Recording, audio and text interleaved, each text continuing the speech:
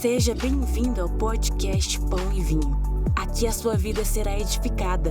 Para saber mais sobre a nossa família, acesse nossas redes sociais, @Pão e Vinho Ministério. Fique agora com a palavra e até a próxima. E nesse mês a gente está falando especificamente sobre o tema Honra a Presença. E a respeito desse tema, hoje já é a segunda semana, se eu não me engano. Terceira? Obrigado. A terceira semana, o terceiro domingo. E eu gostaria de falar a respeito de algo que algumas semanas Deus tem tratado comigo. Eu gostaria de compartilhar com a igreja. Gostaria de começar lá no livro de João. Livro de João, capítulo 14, no versículo 23.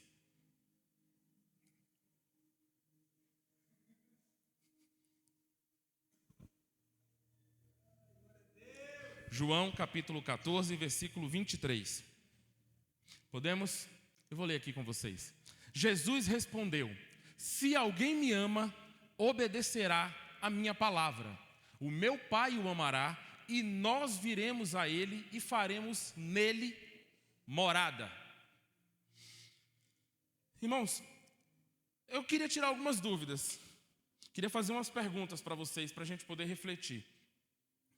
Alguém aqui, quando era pequeno, já aprontou enquanto os pais não estavam vendo? Já tem gente aprontando. Já tem gente aprontando. Tem gente aprontando até na frente dos pais. E depois que os pais da gente apareciam, alguém aqui já virou um santinho?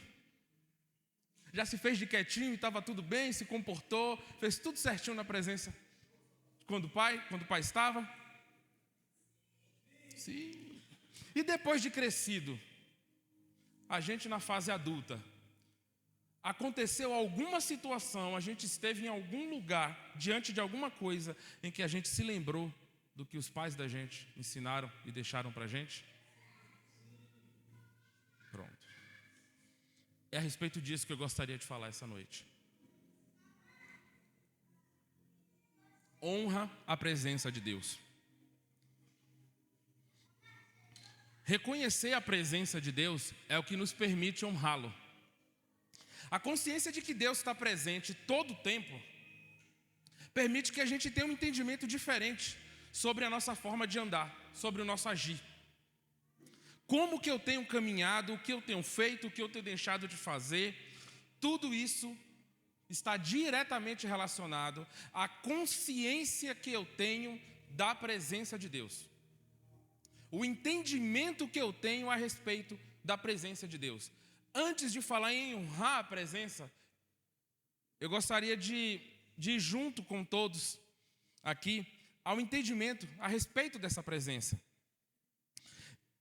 E honrar e agir com esse entendimento não tem a ver com um sentimento, às vezes meio que fingido.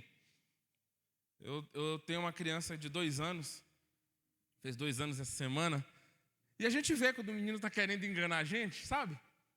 Está querendo ser alguma coisa na nossa frente, está querendo disfarçar, está querendo tapear. Eu estou falando sobre um entendimento que vai além disso. Não é aquele comportamento fingido sabendo que Deus está presente. Que eu agora vou me comportar bem, agora vou me comportar diferente. Isso tem muito a ver com... Bem, eu não sei vocês, eu falo por mim, mas isso tem muito a ver com aquele comportamento de domingo na igreja, sabe? Como a gente se comporta, como a gente caminha. Mas na verdade, o que importa são os outros 6 dias da semana. Isso faz a diferença do entendimento que eu tenho a respeito da presença de Deus.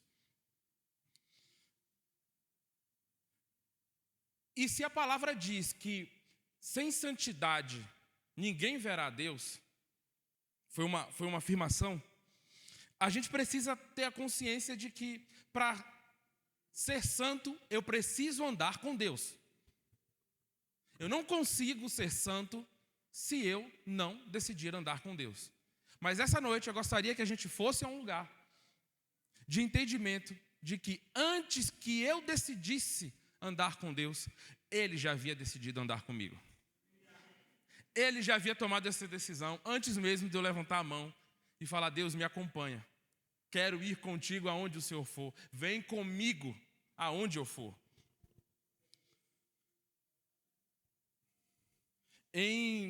No livro do profeta Isaías, no capítulo 6, no versículo 1, Isaías iria ser chamado nesse momento para ser profeta. O ministério profético de Isaías estava começando ali. Em Isaías 6:1, ele viu... Poderia trazer aqui, por gentileza? Isaías capítulo 6, versículo 1.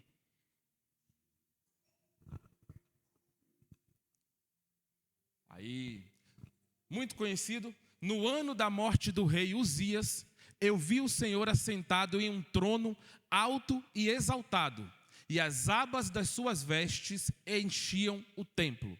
Pois bem, eu queria falar a respeito só um mesmo. A respeito de um trecho específico. Isaías viu Deus assentado em um alto e exaltado, em outras traduções, em um alto e sublime trono. E ao ler isso eu fiquei perguntando: poxa, se Isaías viu Deus assentado em um trono, eu posso deduzir que Deus habitava nesse lugar? E aí eu começo a me questionar e buscar na Bíblia. E eu chego lá em 2 Crônicas, que diz que Deus habita em luz inacessível, não precisa trazer, em densas trevas. Gente, que lugar é esse que Deus habita?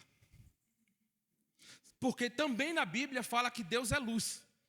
Como um ser de luz, Ele é luz, habitaria em densas trevas? Como Deus escolheria ou conseguiria fazer isso?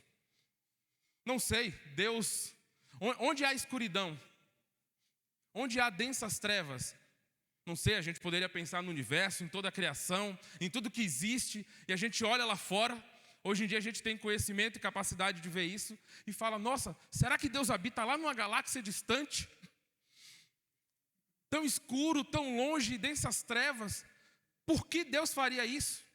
E o que seria isso? E aí eu volto para Êxodo, quando eu vejo Deus decidindo se manifestar ao povo. Quando o povo está no deserto, tem a tenda da presença, Deus resolve descer, e Deus desce entre densas nuvens.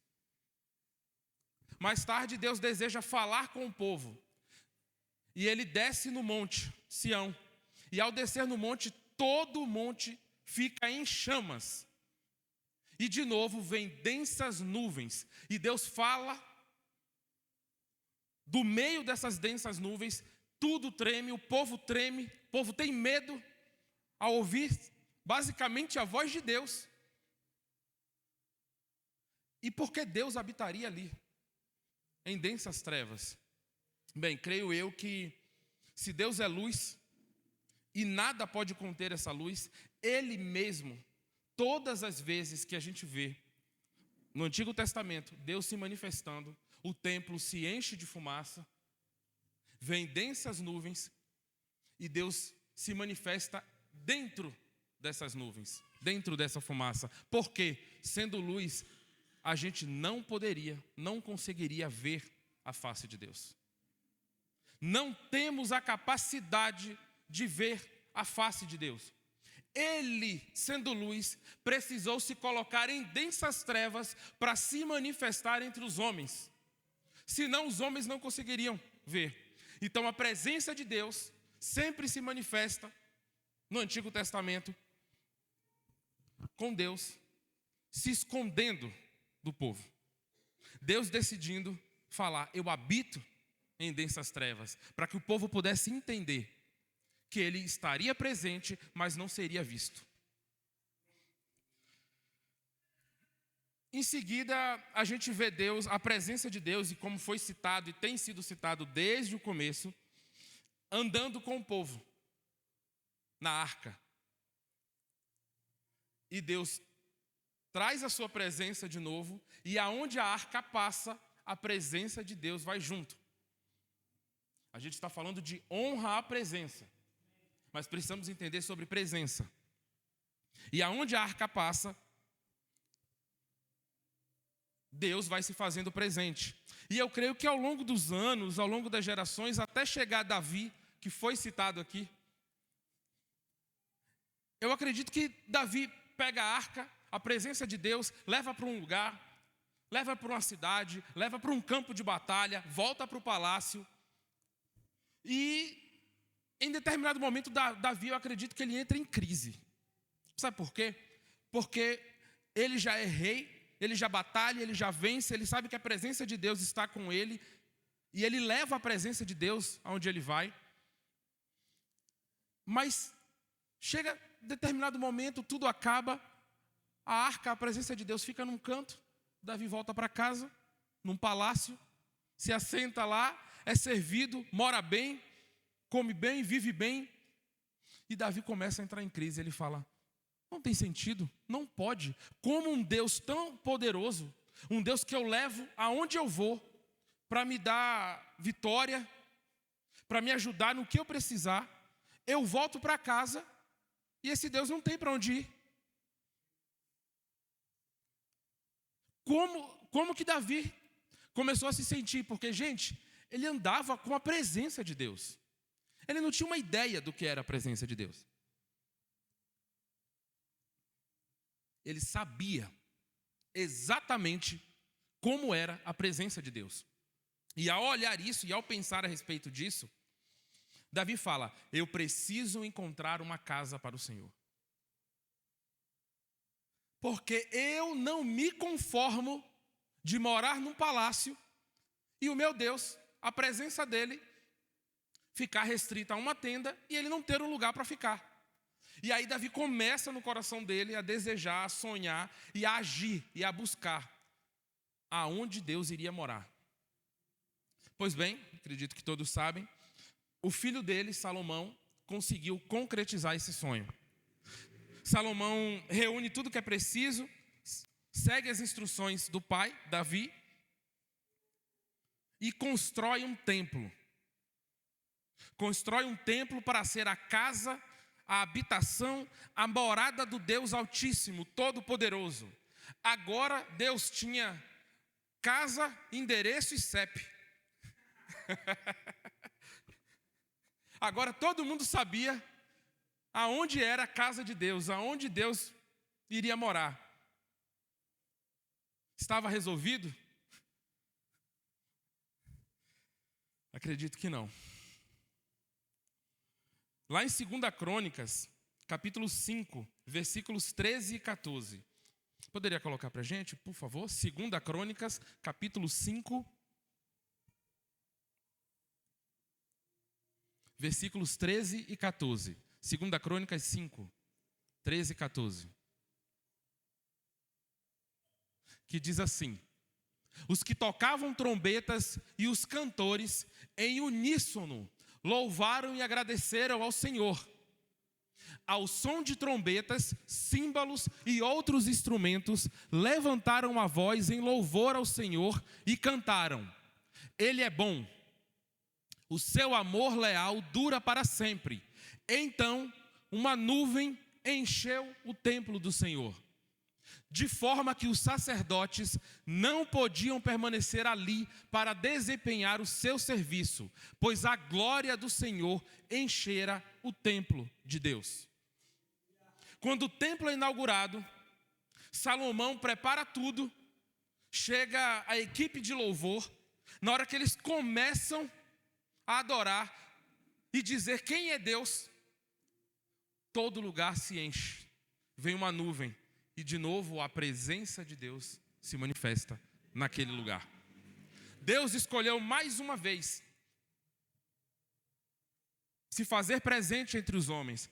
Só que o próprio Salomão, ele disse algo, ainda no livro de Crônicas, no capítulo 6, versículo 18. 2 Crônicas, capítulo 6, versículo 18. Olha o que Salomão diz lá na frente. Mas será mesmo que Deus poderia habitar na terra com os homens? Ou os céus, mesmo os mais altos céus, não podem conter-te, muito menos este templo que construí. O próprio Salomão reconhece que o lugar que o pai dele desejou e ele construiu para ser a casa, a morada de Deus, o endereço de Deus na terra, ele fala, os céus não podem conter esse Deus, quanto mais esse templo que a gente construiu. Ele reconhece que Deus não poderia habitar naquele templo. Muito embora ele decidiu se fazer presente no templo.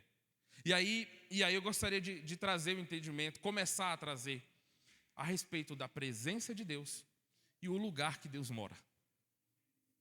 Deus se fez presente no templo e declarou que estaria lá. E lá ele seria buscado, lá ele responderia, lá ele seria adorado. Mas o próprio Salomão sabia que Deus não poderia morar ali. Não teria como.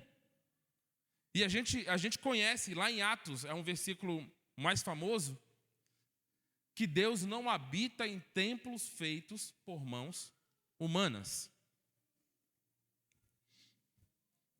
Só que mesmo sendo um Deus tão grandioso, tão poderoso, podendo habitar em qualquer lugar, ele já havia decidido há muito tempo onde ele ia morar.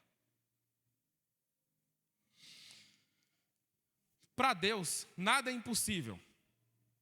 Pense que se ele quisesse, Deus poderia morar, habitar em uma formiga. É estranho falar isso, né?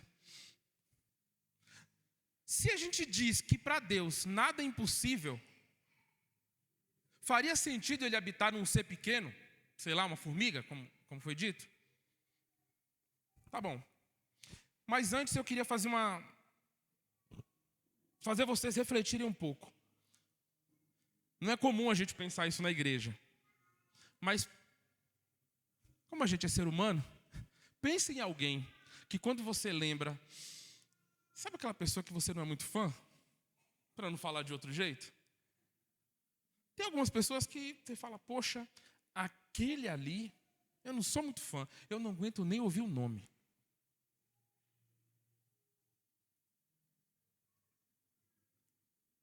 Tenta pensar nessa pessoa.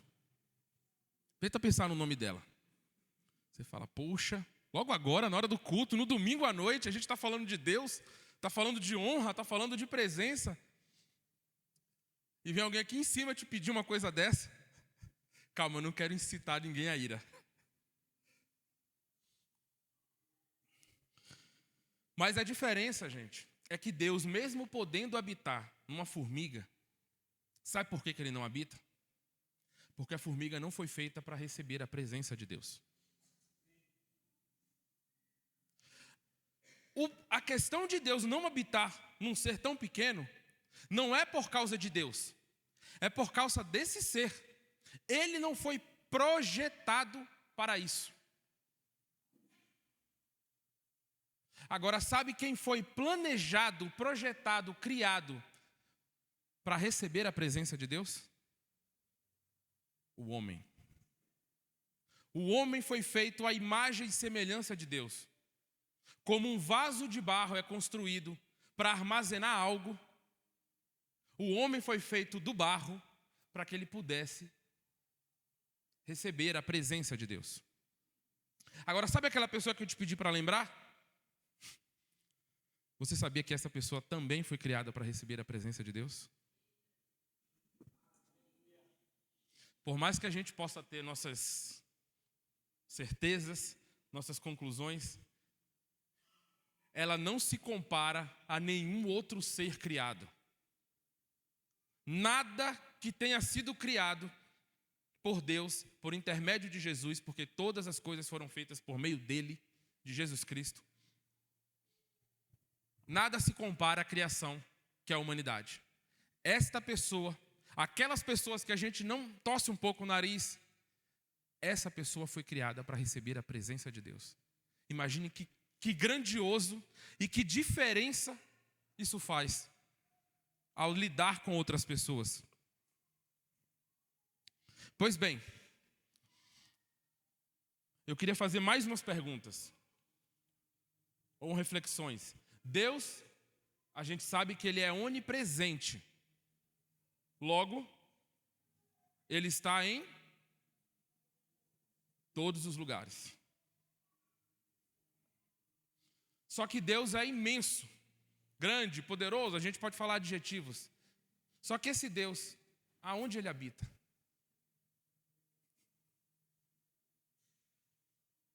Em cada um de nós.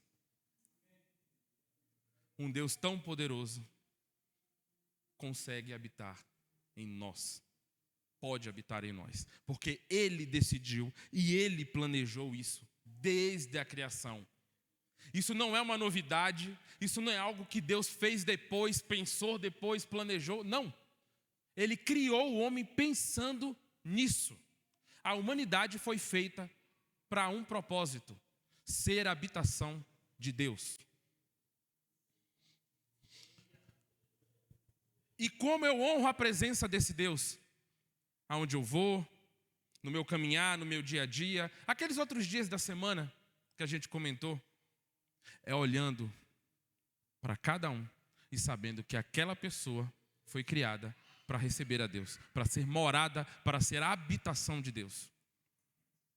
Isso me permite ver Deus em todo lugar. Isso me permite saber que Deus está presente. Mesmo sendo onipresente em todos os lugares, Ele está habitando em um lugar específico. Honramos a presença de Deus reconhecendo que Ele habita em outras pessoas. Ele habita em outros de nós. Durante essa semana eu estava refletindo sobre essa palavra e ainda assim há um lugar específico. É algo que eu gostaria de tratar essa noite e gostaria que vocês tivessem um entendimento. Eu ficarei muito feliz se cada um sair daqui essa noite com esse entendimento. Que há um lugar de Deus, exclusivo de Deus em nós. E esse lugar foi criado pelo próprio Deus. Pense assim: muitos de nós não sabemos que lugar Deus tem em nós. Muitos de nós caminhamos, vivemos uma vida sem saber ou sem ter consciência, sem conhecer qual é o lugar que Deus tem em nós. E como que eu me movo, como que eu posso agir para que esse lugar de Deus possa ser entendido e principalmente possa ser preenchido. Deus enviou o Espírito dele para que fizesse morada em nós. Há um lugar de Deus em nós que ninguém, nada pode preencher. Somente Deus. Mas entender e reconhecer esse lugar, ainda assim, não faz com que ele seja preenchido, não faz com que ele seja acessado. Por quê? Deus tem um lugar em mim, mas esse lugar não é meu. Ele criou algo para ele, para que ele pudesse preencher, para que ele pudesse habitar, e eu não tenho controle sobre esse lugar. É por isso que todos nós somos de Deus. No dia que levantamos as mãos e reconhecemos, aceitamos a Deus, Ele assume o lugar que é dele por direito. Ele não cria um lugar novo. Ele assume o lugar que já é dele. Só estava esperando que a gente pudesse abrir a porta. E qual é o poder, se assim eu posso dizer, que o homem tem? Esse lugar que a gente não pode acessar, a gente ainda assim pode ficar na porta. Lembra que antes, no deserto, Deus ia descer, ia falar com o povo na tenda da presença, e aí o sacerdote se preparava, ele entrava no santo, e lá tinha todo o ambiente preparado, e no dia e na hora certa ele entrava no santo dos santos, passava pelo véu, para que ele pudesse encontrar a Deus. Pois bem, sabemos que com a vinda de Cristo, a morte dele, o véu foi rasgado. Ele ressuscitou e ganhamos acesso a Deus. Ganhamos acesso direto ao Pai, por causa de Jesus Cristo. Agora olhe para dentro de você e pense que há um lugar de Deus em você.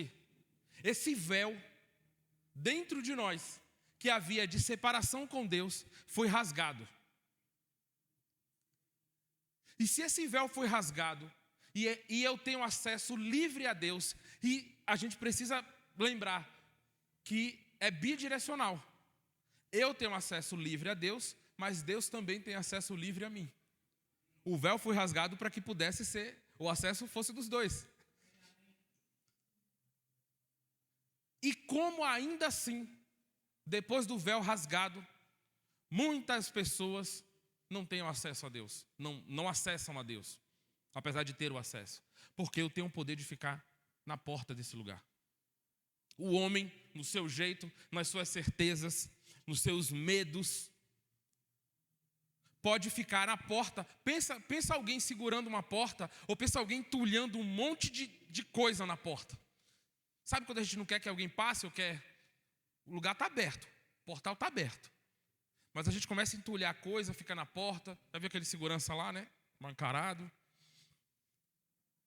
E a gente fica na porta e fala, não vai passar ninguém. Às vezes, o nosso ser, o nosso jeito, impede que a gente possa ter acesso livre ao Pai. O acesso que já foi liberado por Jesus Cristo. Então, o nosso modo de agir, o nosso modo de reconhecer que Deus está presente, que Deus tem um lugar em nós, que Deus deseja habitar em nós, nesse lugar, ainda assim não garante que Ele tenha um acesso. Eu preciso, deixa eu falar com todas as palavras, eu preciso sair da frente.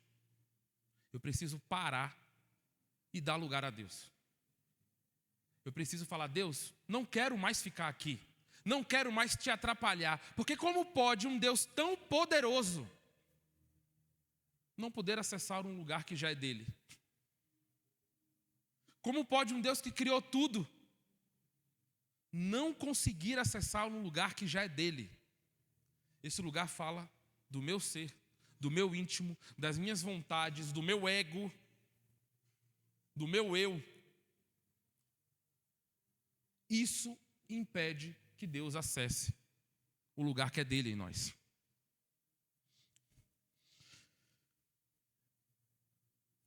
Jesus falou que ele iria para a casa do Pai e lá tinham muitas moradas. Algumas traduções falam como uma mansão, que lá tem muitas moradas. E ele iria lá preparar um lugar para a gente. E eu creio que, eu penso muito sobre esse lugar. Eu não sei se é um quarto, eu não sei. Mas é algum lugar que a gente tem em Deus, algum lugar que Jesus está preparando, já preparou, não sei. Mas a gente tem um lugar. A gente tem um lugar para ir. Já viu quando alguém está construindo uma casa, está reformando um cômodo, alguém fala, nossa, o meu jeito, eu gosto de um lugar assim, eu gosto que seja da tinta dessa cor, eu queria um móvel assim, poxa, eu gosto de uma cama assim, eu queria uma mesinha aqui, sabe, a gente vai planejando, vai fazendo. Já parou para pensar que quando Jesus fala que vai preparar um lugar para nós, Ele já nos conhece o suficiente para saber que quando a gente chegar lá, esse lugar já vai ser do nosso jeito? Vai ter a nossa cara? A gente tem um lugar na casa de Deus que é nosso. A gente vai poder encher o peito e falar sem orgulho, mas com alegria. Eu tenho um lugar na casa do Pai. Um lugar que é meu. E quando a gente entrar, Ele vai falar assim, nossa, é desse jeito que eu queria. É desse jeito que eu sou. Isso tem a ver com preparar o lugar. Isso tem a ver com a palavra que Jesus deixou. Mas até que esse dia chegue, até que isso aconteça, Deus fez algo muito sábio. Ele preparou um lugar dele dentro de nós. E agora eu preciso olhar com a outra ótica. É Deus olhando e falando, nossa, tem um lugar no Kelvin que é meu. Nossa, tem um lugar na Camila que é meu. eu olho e falo, aquele lugar é do meu jeito, eu que fiz, eu criei, eu planejei, coloquei tudo do jeito que eu gosto, mas eu quero acessar esse lugar. Eu preciso entrar nesse lugar, porque Ele criou para isso. Deus não criou uma habitação para que ela fique vazia. Criou para que Ele próprio possa habitar. E o meu jeito, o meu eu, não pode impedir que Deus entre e habite nesse lugar. Quando Adão e Eva foram expulsos do Éden, você sabe quando foi a primeira prisão na história da humanidade? A primeira prisão na história da humanidade é quando Adão e Eva pecam e Deus precisa colocar eles para fora do paraíso. Sabe o que aconteceu? Adão e Eva ficaram presos do lado de fora.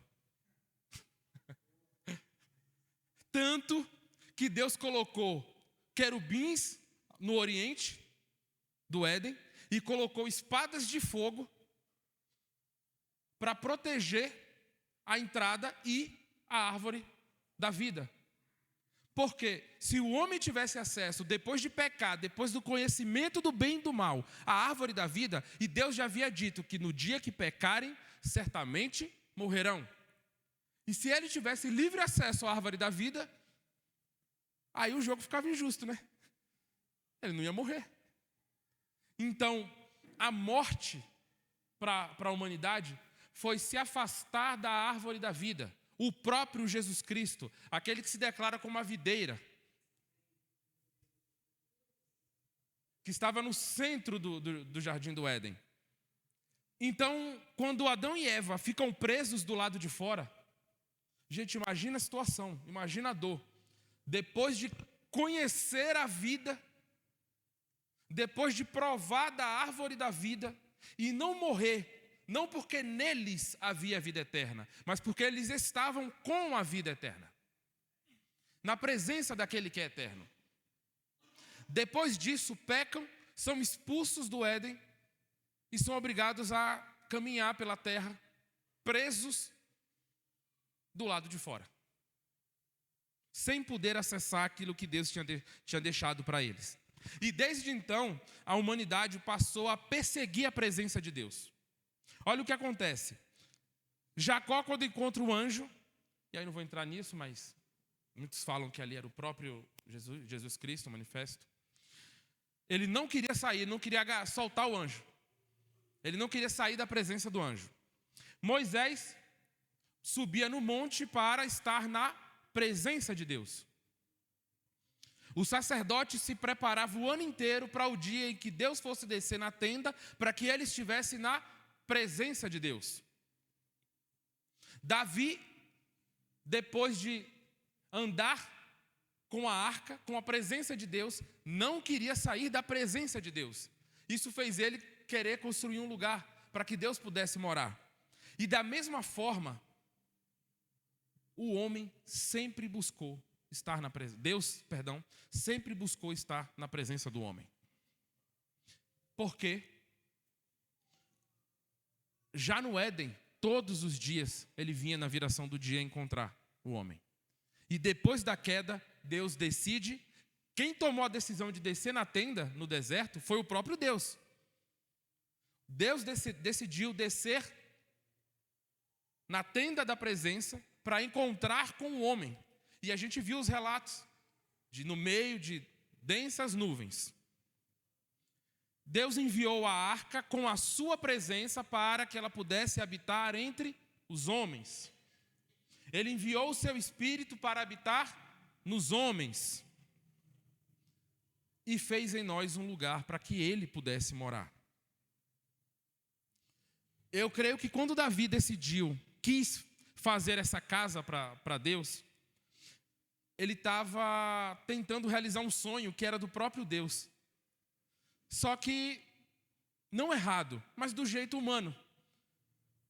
Se Deus decidiu morar, queria morar em um lugar, e Davi entendeu isso, e decide construir um lugar, é que, de tanto andar na presença de Deus, Davi falou: Deus quer morar em algum lugar. Eu preciso construir um templo. Eu preciso construir um lugar para Ele. Mas isso ainda assim não refletia qual era a vontade original de Deus. E aí vem Jesus, que dá o completo entendimento sobre todas as coisas, e fala o que a gente leu em João 14, 23. Eu vou ler de novo. Respondeu Jesus: se alguém me ama, guardará a minha palavra. Meu Pai o amará, e viremos para ele e faremos nele morada. Aqui Jesus explica e revela o que o homem ao longo de toda a sua existência tinha buscado fazer. Conhecendo e sabendo da presença de Deus, mas sem saber aonde Deus morava e aonde Deus iria morar. E o que a gente vai construir para Deus, o que nós vamos fazer, que lugar nós vamos fazer para Deus morar. Jesus revela: a gente só quer morar em você. Jesus dá o completo entendimento a respeito desse desejo que o homem tem. E saber que Jesus está entre nós muda o nosso jeito de agir, o nosso jeito de pensar, muda tudo. Por que Jesus é o nosso libertador? Porque Ele veio para libertar a gente da prisão que a gente está aqui fora. Ele veio para devolver para a gente o acesso que a gente tinha a Deus, lá na época do Éden. Então, graças, glórias, e por causa de Jesus Cristo, fomos libertos da prisão. Fomos libertos do que nos impedia, e o véu foi rasgado. Mas mais do que o véu, de uma maneira material, tenha sido rasgado, reflita e pense que isso foi feito dentro do nosso coração. Aquela separação que havia ocorrido lá no Éden, quando o homem se separou de Deus, saiu da presença de Deus, Jesus restituiu aquela intimidade. Jesus restituiu aquele relacionamento. E a gente não precisa ficar mais agora atrás do véu, escondido, não precisa ficar usando de artifício para acessar um lugar que já é de Deus, ou para permitir que Ele possa acessar esse lugar dentro de nós. A gente só precisa dar lugar a Deus. Ele tem livre acesso a nós também, a todo lugar, a todo tempo. E mais do que antes, na viração do dia, que tinha uma hora certa para que o homem pudesse se encontrar com Deus, agora esse livre acesso é a qualquer hora.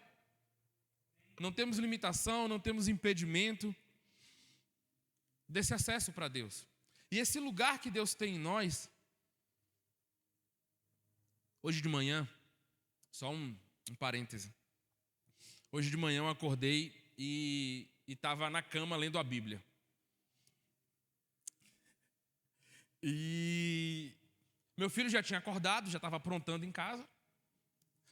E aí de repente eu tô no quarto, ele entra no quarto correndo, me chamando, papai, papai. Eu olho para ele e falo: o que foi, filho? Tipo, tô aqui lendo, né?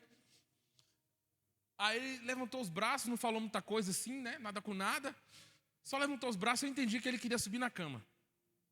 E aí ele veio, eu peguei ele, botei na cama. Na hora que ele subiu na cama, ele deu uma volta por mim, chegou perto de mim, se deitou, encostou, colocou a cabeça aqui assim, meio que no meu peito, meio que no meu braço.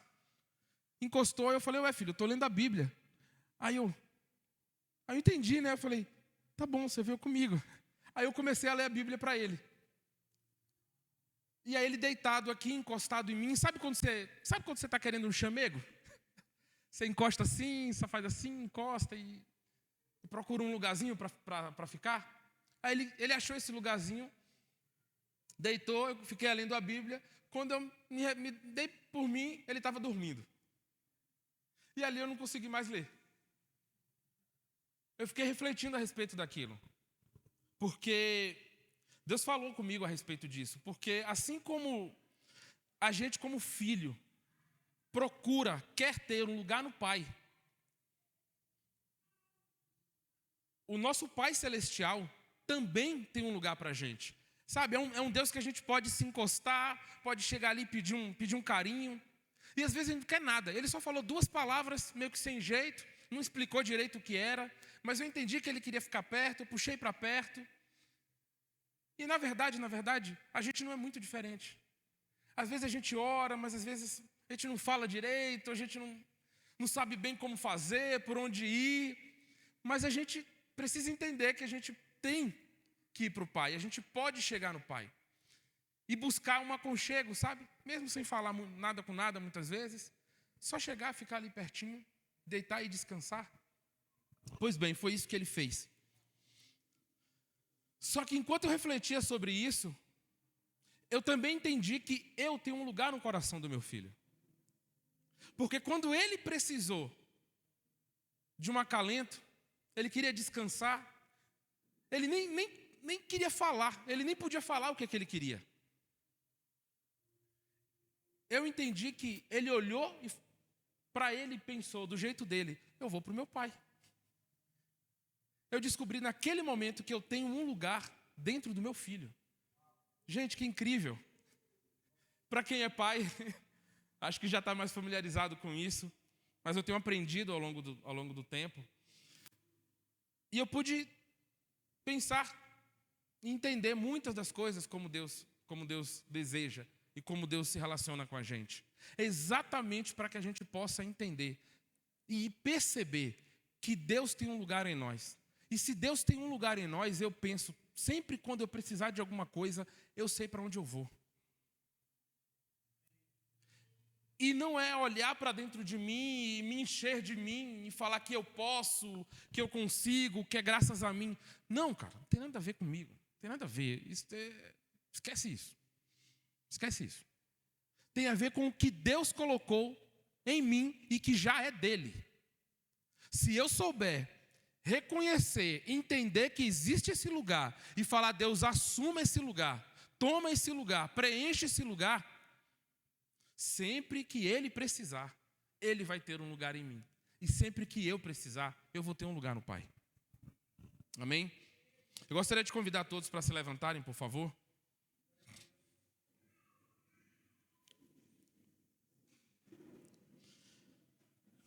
E ainda a respeito dessa reflexão, pense que um pai,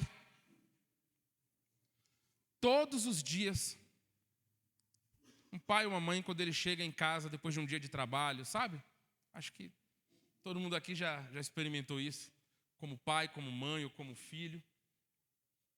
Depois de um dia de trabalho cansativo, você chegar em casa e encontrar seu filho, ou para os filhos serem encontrados pelos pais.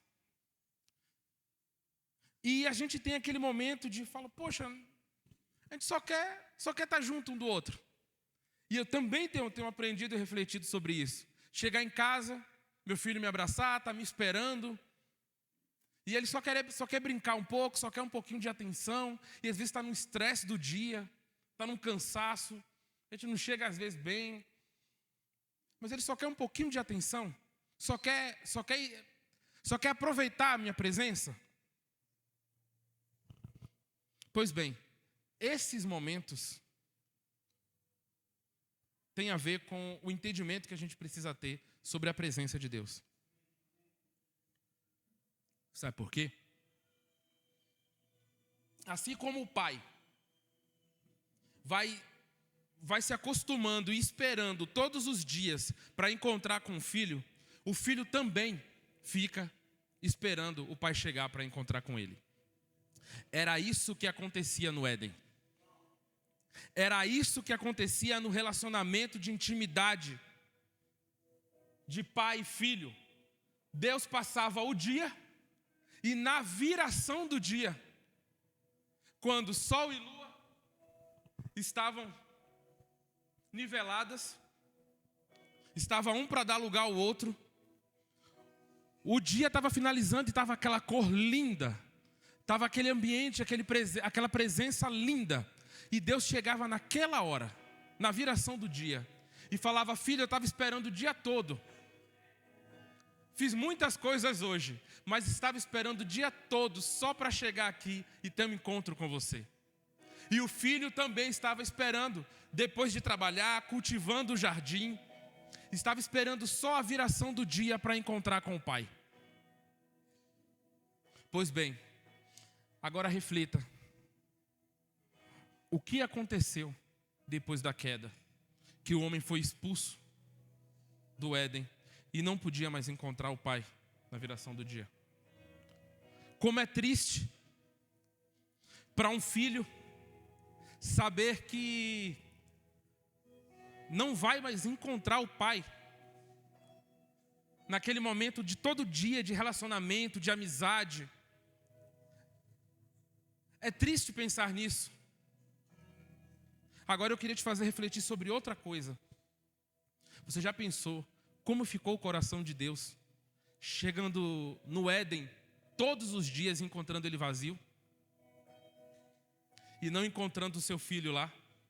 Já imaginou quão triste é para um pai, para uma mãe ter que passar por isso? E quem passou e quem passa por isso, eu queria dizer que Deus sabe exatamente que dor é essa. Poder chegar em casa e não encontrar os filhos na viração do dia. Mas glória ao próprio Deus, porque diante de tudo isso, Ele enviou o seu único filho para que a gente pudesse ter reestabelecido esse lugar com Ele de novo. Esse lugar de encontro, esse lugar de intimidade, esse lugar de proximidade. E agora não mais limitado à viração do dia. Todos os dias, em todos os lugares, em todos os momentos, eu posso encontrar a Deus. Honrar a presença de Deus é saber que Ele está conosco a cada momento. É entender que Ele se faz presente, mas eu não me comporto mais como um filho que esquece que o pai está vendo, ou que, como saiu da presença do pai, pode fazer o que acha que pode. Honrar a presença de Deus fala sobre eu entender que Deus está presente todo o momento. É saber que Deus me devolveu ao lugar de encontro que eu havia perdido no Éden. Honrar a presença de Deus é ter a consciência de que Deus quis andar tão próximo de mim, que Ele criou em mim um lugar para que Ele pudesse morar. Honrar a presença de Deus é saber que eu posso levar Deus aonde eu for, já que eu sou morada dEle. É lembrar que se Deus está em mim, eu posso e devo agir da maneira certa, como meu pai me ensinou.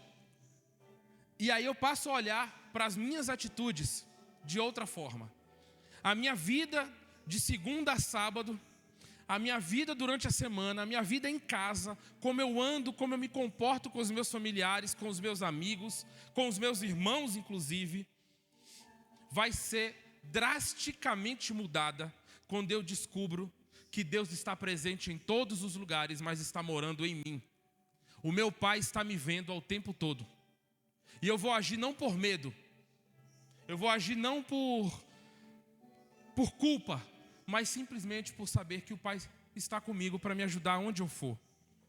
E principalmente, reconhecer que as outras pessoas também têm um lugar dentro delas que é de Deus.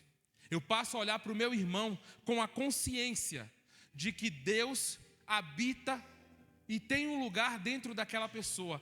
É isso que a torna especial. É isso que nos torna belos diante de Deus. É Ele olhar para nós e falar: eu tenho um lugar nele, eu tenho um lugar nela, e eu posso habitar nesse lugar. E esse lugar é meu, ninguém pode tomar. Ninguém tem o direito de entrar nesse lugar, somente o próprio Deus. Honre a presença de Deus, reconhecendo aonde Ele está.